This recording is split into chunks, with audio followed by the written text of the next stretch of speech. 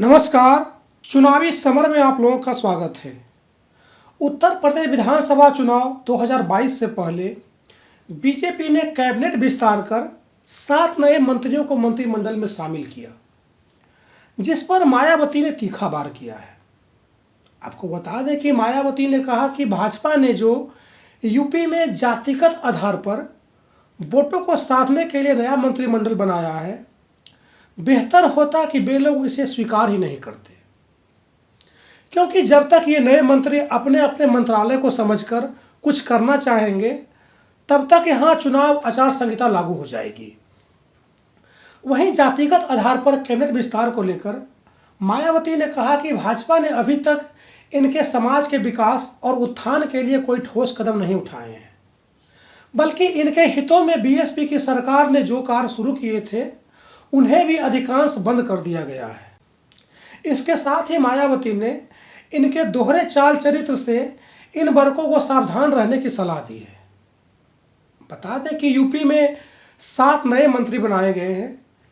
इनमें कांग्रेस छोड़ बीजेपी में शामिल हुए जितिन प्रसाद के साथ साथ पलटू राम, छत्रपाल गंगवार, संगीता बलवंत विंद, धर्मवीर प्रजापति, संगीत कुमार गोंड और दिनेश खाटिक मंत्री बनाए गए हैं। गौरतलब है कि यूपी के 3 मंत्रियों की कोरोना से मौत हो गई थी।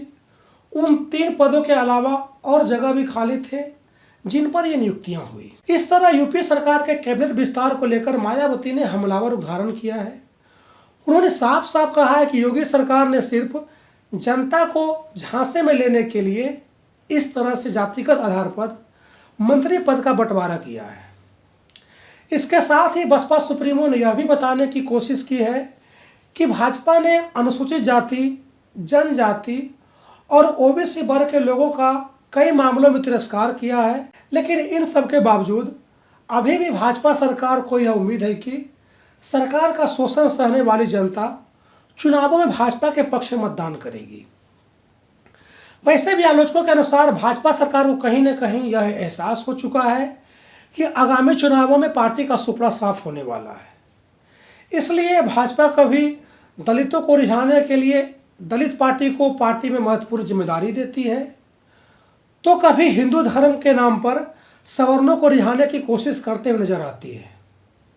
लेकिन मायावती ने यह साफ कर दिया है कि आगामी चुनावों में राज्य की जनता भाजपा के साम दाम दंड भेद किसी भी तरह के झांसे में नहीं आएगी और आगामी चुनावों में राज्य से भाजपा का सुपड़ा साफ होगा। धन्यवाद।